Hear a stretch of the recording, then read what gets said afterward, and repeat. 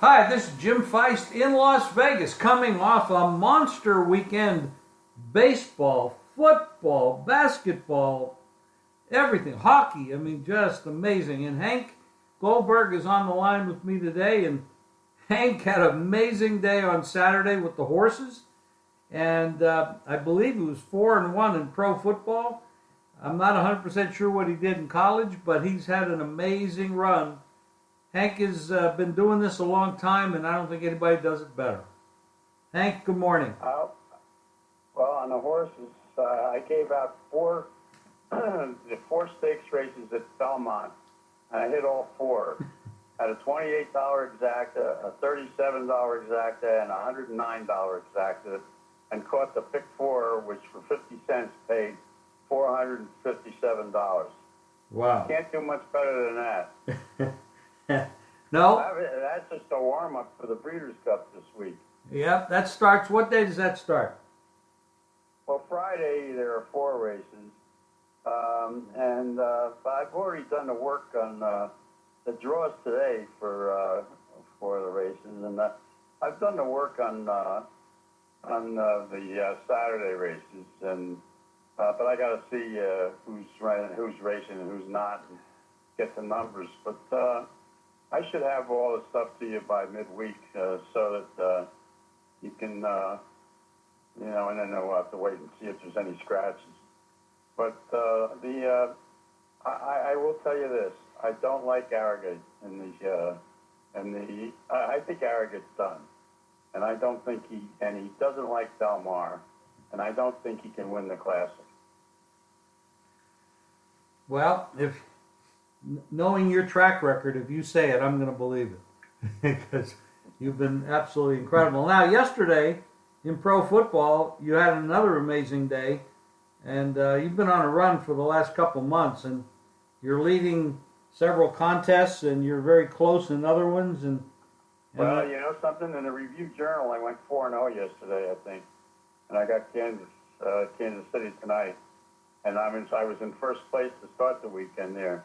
But I think the books got hurt yesterday for the first time in several weeks, so a lot of the favorites won. I'll tell you one favorite that did not, and that was a great game, and that was the Seattle game. And the guys that I was on with at CBS, I made a case for the quarterback, the rookie quarterback, who should be the Rookie of the Year right now. I'm ready to crown him. But he played a heck of a game, and I thought that he could keep Houston in that game. And they thought because of all the mess with the Houston owner that Houston wouldn't show up. But those guys come to play. And he played a great game. And Seattle, scored a lot of points. Houston really misses their two top defensive players, and that's what happened to them. But they still kept it within the number. And that was the one dog that, but a lot of people had Dallas last night, and I think that's or Dallas yesterday, and that's why the books got hurt. I'm sure that's true. There was I haven't gotten a recap from what they're saying out here in Vegas, but I'll get that in a couple hours. And that there was last night's game with Pittsburgh and Detroit, over 800 yards in that game, very low scoring outcome, mostly because they kicked field goals all night on the Detroit side. Well, there's a good reason why Detroit doesn't beat teams with a winning record. That coach made a huge mistake last night, cost them the game. They couldn't score in the red zone, which they have difficulty doing in these games, and they should have taken a field goal. And if they kicked a field goal in one of those episodes on those goal line stands, where they couldn't get it into the end zone. If they had gone for one field goal earlier in the game, they had a chance to win, and they could have won it with a second field goal. That killed them, and I blame the coach for that loss. I totally agree. He messed up, and we were talking about it earlier. You talk about coaches and managers making mistakes. There's a lot of people all over Dave Roberts for the Dodgers for making quite a few critical he's done mistakes. A horrible job. Horrible job. He's wasted it all. He thought that bullpen was going to win for him, and you know and he wore out. He brought that guy in last night. You know, in this what was it, the 7th inning? Who, you know, and it was the 11th time in 12 games he's used him. I mean, you just can't wear out guys like that. I mean, it's like he's never managed before. Yeah, and that was after he said that Morrow was tired and he wasn't going to use him, but Morrow came to him and said, I want to pitch, I want to go in there, and he put him in, and it was a big mistake. It was kind of like what Hinch did with Giles, obviously, but last night they didn't use Giles at all, which is probably the reason they won, because Giles doesn't have anything left either. Yeah. I mean, it's not like the Dodgers gave up. I mean, they came through in the 9th inning, and you know, maybe he should have used Giles last night, but he got lucky. You know, they came through and won the game with a, you know, in the 10th, won the game in the 10th. Well, I don't think you see Giles till next year. He just lost his confidence. But anyway, it's going to be a hell of a game. You got Hill going up against Verlander on Tuesday night. That is one heck of a ball game for Game 6. Game 5 was one of the classics. I remember Verlander gave up 2 home runs, you know, in his last start against them. And, you know, the Dodgers still have some power. They haven't lost that. I'll be interested to see what happens in that game. It's going to be a good game. These two teams are pretty evenly matched, and the talent on both sides is incredible. They belong there. They belong in the World Series. These are the 2 best teams in baseball, and they're putting on a show. That Game 5 was a classic for all times. Most people are saying it's the best they've ever seen, best I ever saw. Now we go on to football. We got some football coming up this week. That is absolutely, you know, we're really getting down to the end of it now, and we're gonna start seeing some really big matchups, and it starts tonight, which we don't need to talk about right here on the show because, you know, we got them up there for sale and stuff. But I think you've already declared who you like in the game. Kansas City is 7, and total is 42.5. This is a huge division game. Huge division game for the AFC West, and we got some games next week that are absolutely. This is really getting down to nitty-gritty time. When you get past the midpoint of the NFL season, this is when you start really getting into it, and NBC is stuck with the Sunday night game with the Raiders against the Dolphins. The Dolphins lost by 40, and the Raiders lost to Buffalo, what was it, 38-14. And I tell you something, I think there's something wrong with Carr. I know that Carr has never won a game where he's played in sub-50-degree temperatures. That's the fantasy guys tell me that. But he was awful yesterday. But the play calling is awful for the Raiders. You know, they lost their offensive coordinator last year, and the guy they put in the spot is bad. They are poorly coached right now, and their play selection, all Carr was able to do was check down yesterday against Buffalo, and Buffalo was ready for it. They couldn't gain more than 2 or 3 yards, and eventually Carr couldn't complete a 2-yard pass. He had one swing pass where he overthrew his top receiver by about 8 yards. And I think his back is bothering him. And I would have put Manuel in there in the second half. Carr didn't have it at all. But if coaches are afraid to do that, but the Raiders are, you know, if it wasn't for the fact that they got a gift from the officials against Kansas City the week before, they would be 0 for 5 in their last 5 games. And I think the Raiders are out of it. They're done. Toast. Put a fork in them. They stink. Well, they're going up against a team that looked pretty ugly last week. The Miami Dolphins couldn't do anything right, and that was an ugly game against. They're starting to get on the coach a little bit. I know on the NFL channel, Dion said that it wasn't all everybody is blaming the quarterbacks. But this guy's supposed to be a quarterback whisperer, and he's far from it right now. All his quarterbacks have turning to dust, and he calls the plays. Yeah, he's not looking very good right now, but this is the league we're in right now. We talk about that one game. You talked about it, Deshaun Watson, and how well he played, but I think we have to look at the other side also. Russell Wilson played he is an amazing clutch player. Well, he is, but I got to tell you something. Houston misses Watt and the top linebacker weren't in that game, and they had no pass rush whatsoever, and they just, without a pass rush, Wilson just stood back there and was able to play catch with his receivers. I would like to see those teams get together again. Well, they're not going to have, they're not going to have those two guys again for this season, and it's going to hurt Houston in the long run. So, but something that I want to see them play the Rams again and see what happens when he has to go against the defense, and then he has to go against a pass rush. Well, because his offensive line can't protect him. No, the Seattle offensive line has been bad for a couple of years, no question.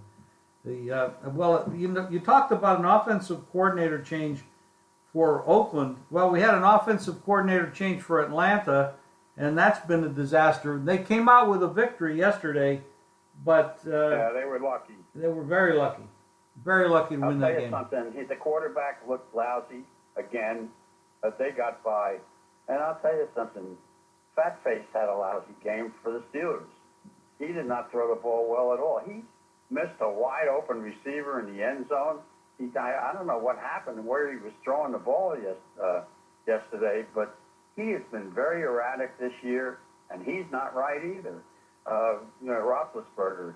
Yeah. He's something. They had a big edge over the talent on Detroit, and he couldn't take advantage of it. Detroit's had a bunch of guys in there who were replacement players, and they weren't putting a lot of pressure on him. He wasn't getting pressure. He wasn't getting rush, and he was wild. He was throwing the ball all over the place.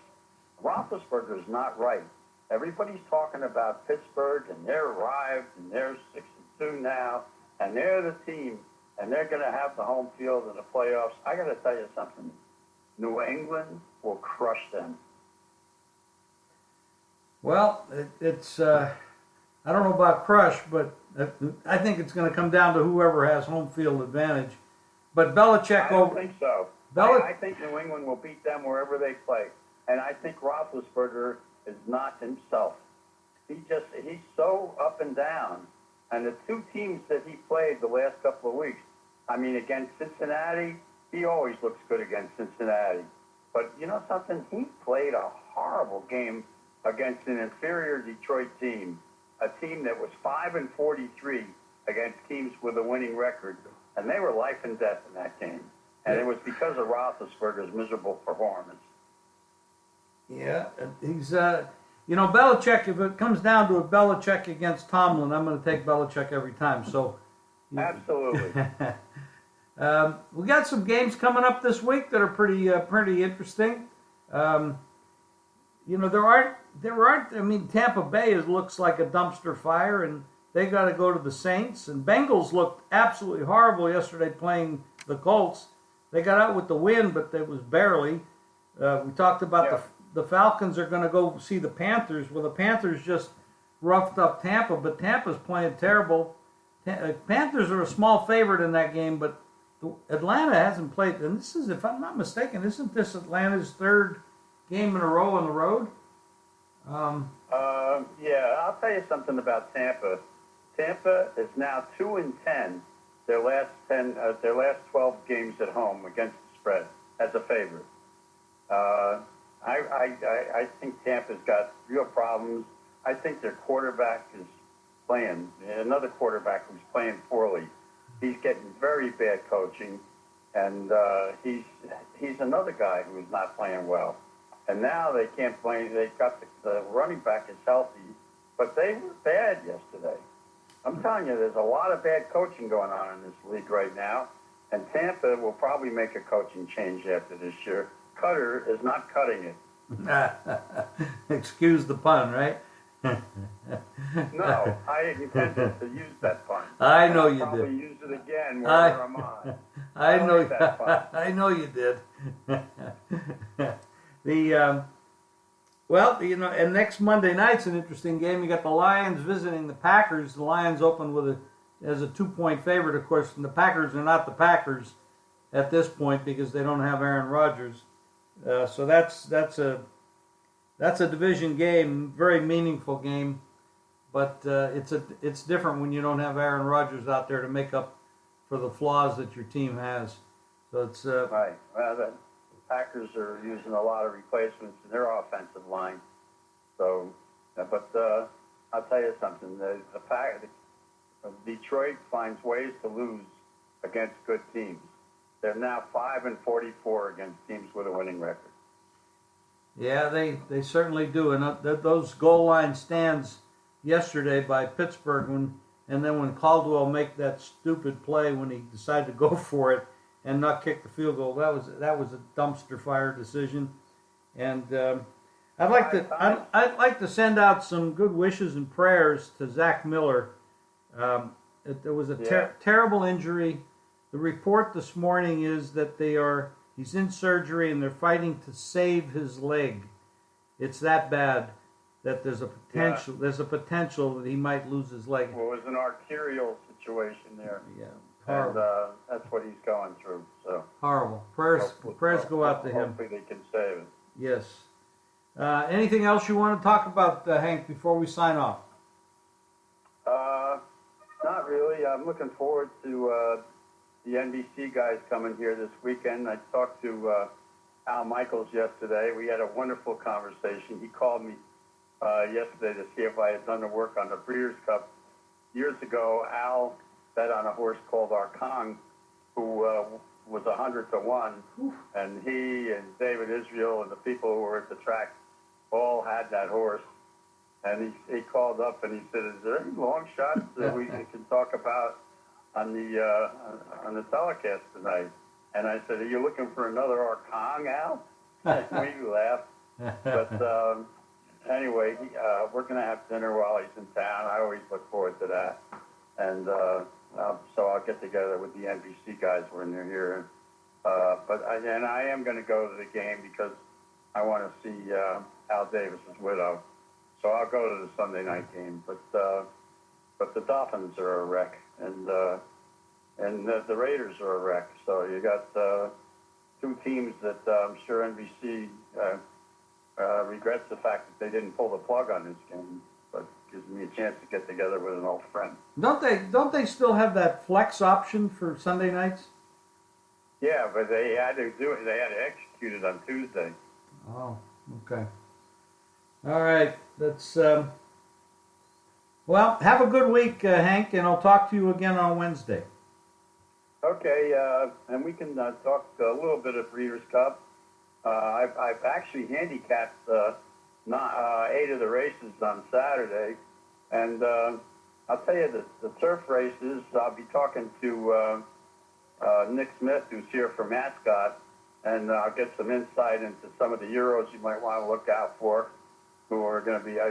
I think that the turf race is going to be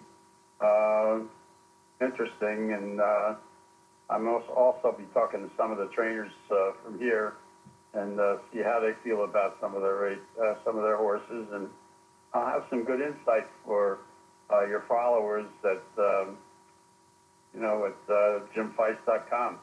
All right. Well, everybody can go there. I'm looking forward to this week, the football, the baseball, and, of course, the Breeders' Cup. I'm excited about it. Hank, have a great day, and we'll talk to you in a couple days. All right, Jim. Thank you.